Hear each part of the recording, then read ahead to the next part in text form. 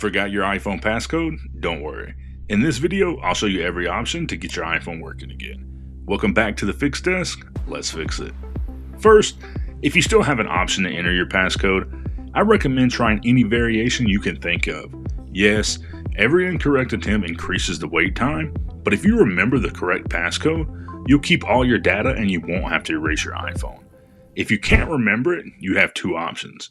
First and easiest option, if you see Forgot Passcode in the bottom right hand corner of your screen, tap it. You'll be prompted for your Apple account password. Enter it and follow the steps on screen. If you don't remember your password, you can reset it from another trusted device or try on Apple's website. Just keep in mind, this process erases the entire iPhone.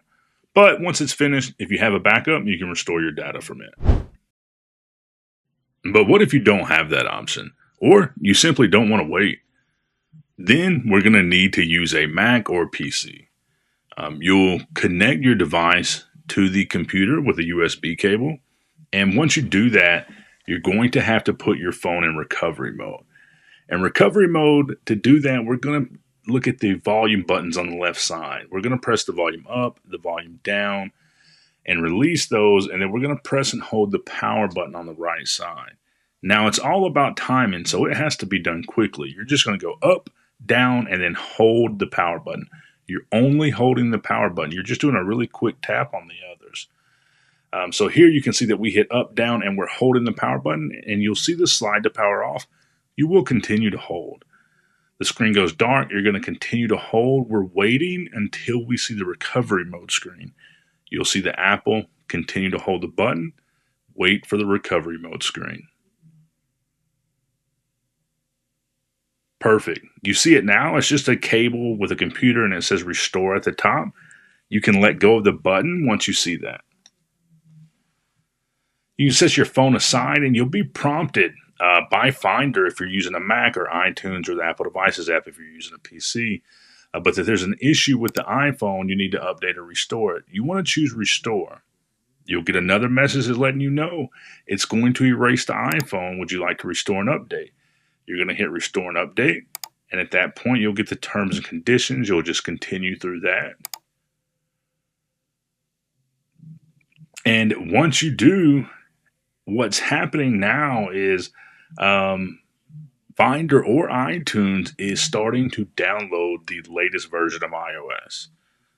So it's just a waiting time. Depending on your internet speed, this can take some time. But we're waiting. It'll download the iOS version that's compatible with our phone, the newest.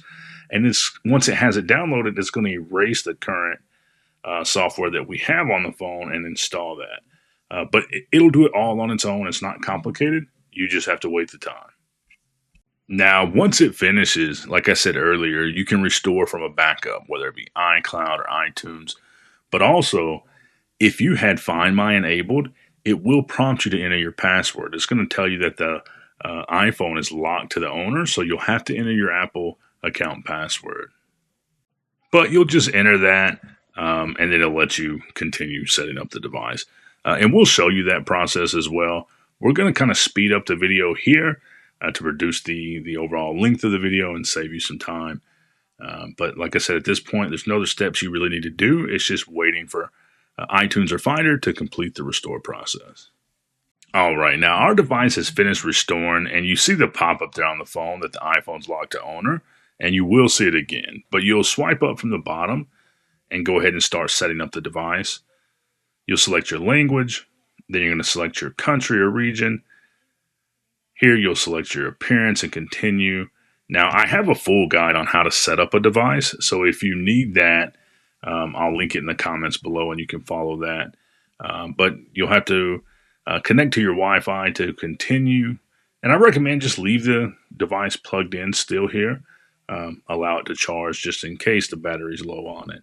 But once you enter your Wi-Fi password, you should see the screen that the iPhone is locked to owner again if you had Find My enabled. If not, you can just continue with your setup process. But here you see that we have that option, and it's letting us know partial of our email. It will not show the entire thing. But what you want to do is just put your Apple account email and password in. And once you do that, it's going to remove that activation lock. Now, I'm going to enter my credentials off the screen, of course. Not that I don't trust y'all. It's just, I don't need everybody having my password. But we're going to go ahead and put those in, and that's going to remove the activation lock. At this point, you'll see your data and privacy screen. You're going to hit continue. You're going to set the device up for you. Like I said, we're not going to set it up. We're just doing this to save time. But here, now, we're not prompted for an old passcode.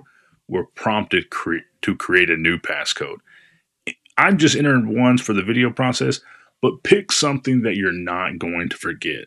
Make sure you write this down and keep it in a safe place, because even if you call Apple instead of following this video, Apple doesn't have access to your passcode. Those are encrypted. So they're not going to be able to just tell you, hey, your passcode was 123456 and get you back into your phone.